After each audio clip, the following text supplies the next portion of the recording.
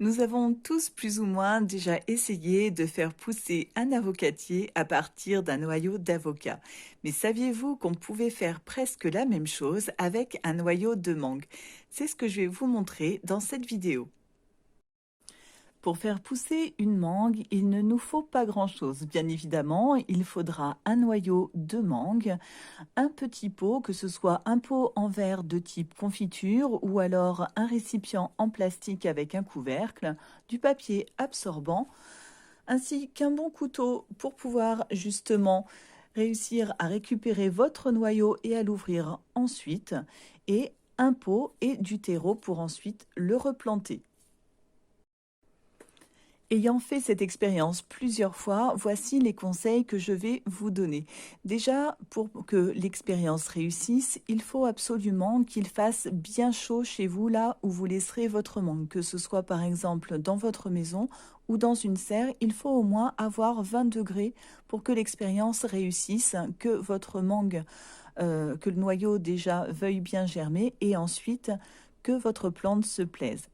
Ensuite, ce qui est assez délicat, c'est qu'il va falloir ouvrir la mangue et le noyau. Quand j'ai fait la vidéo, je vous ai conseillé de l'ouvrir directement. Or, il vaut mieux attendre quelques jours que le noyau sèche pour pouvoir l'ouvrir, car ça glisse et c'est assez dangereux pour vos doigts. La première étape va consister à récupérer le noyau de votre mangue. Donc vous dégustez votre mangue, vous l'épluchez et vous enlevez la chair. Surtout, faites bien attention à ne pas endommager le noyau à l'intérieur, même si ce n'est pas vraiment le noyau, mais l'amande qui est dedans, qu'il contient. Néanmoins, il m'est arrivé de l'abîmer en donnant des coups de couteau, donc un petit peu trop profondément. Donc cette étape est assez importante.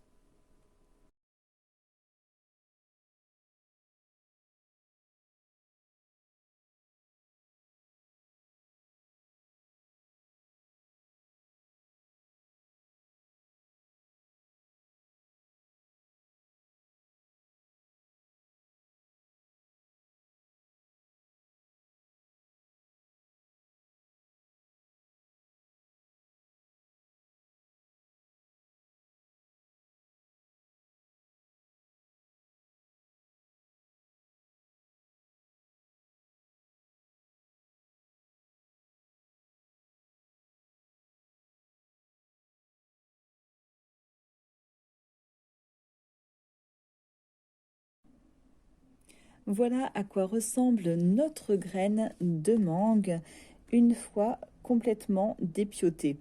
Alors, vous allez certainement bien galérer parce que ça glisse, je sais.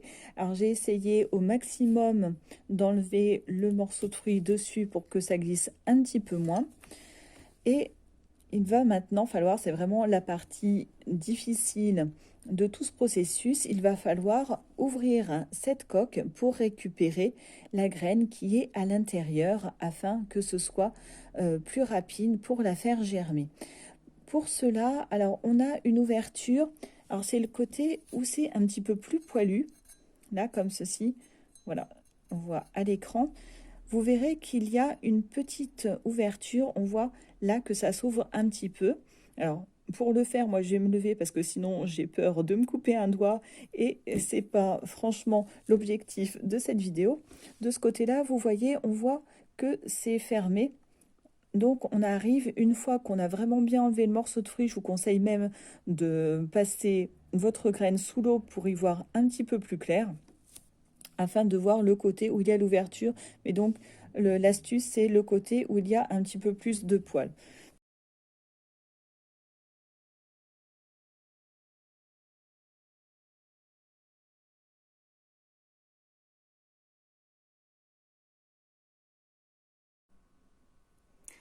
Pour la suite de notre expérience, il va nous falloir une boîte en plastique.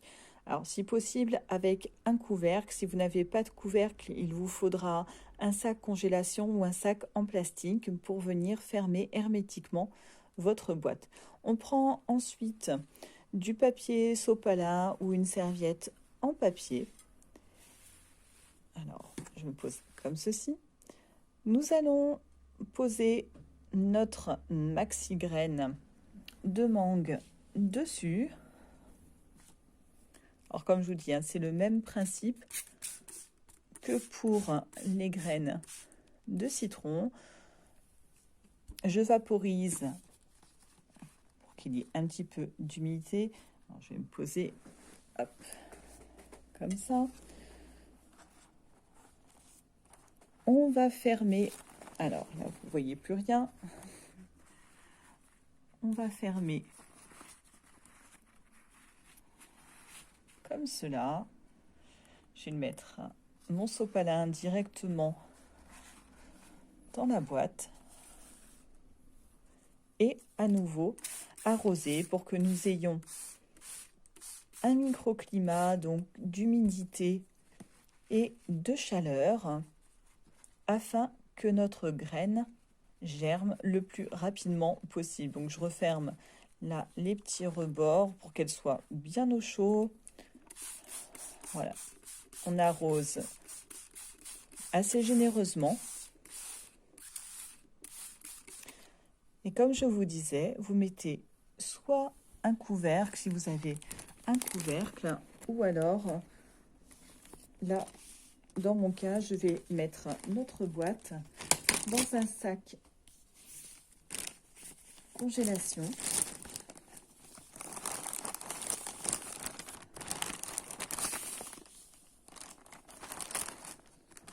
On va bien fermer. Et on va mettre le tout à la chaleur pendant environ 4 jours à 1 semaine. Je vous retrouve d'ici quelques jours pour vérifier si notre graine commence à germer. Nous retrouvons notre mangue 3 semaines après la mise en germination. Je n'ai pas fait de vidéo intermédiaire pour vous montrer comment ça se passait. Ce qui est important, c'est surtout de vérifier constamment que votre sopalin est toujours bien humide. Alors généralement, vous le voyez, là si on se rapproche un petit peu, il y a de la condensation, un petit peu de buée. N'hésitez pas à ouvrir le sachet et à vaporiser un petit peu d'eau sur le sopalin, même à ouvrir le sopalin pour voir où en est votre noyau de mangue. On va ouvrir pour voir ce qui s'est passé. Bon alors, j'ai triché puisque j'ai ouvert assez régulièrement. Alors, ce qui se passe au fil des jours, c'est que votre noyau verdit de plus en plus. Au début, il prend une légère coloration, un petit peu verdâtre, et sera de plus en plus vert. Comme vous pouvez le constater, ma petite racine ici a bien poussé. Et alors, je vais essayer de vous montrer. On a ici une petite feuille. J'essaye de faire la mise au point. Avant de passer à la mise en terre, j'ai mis en mode macro pour vous montrer un petit peu ce qu'il en était. Donc, voici comment se présente notre petite pousse.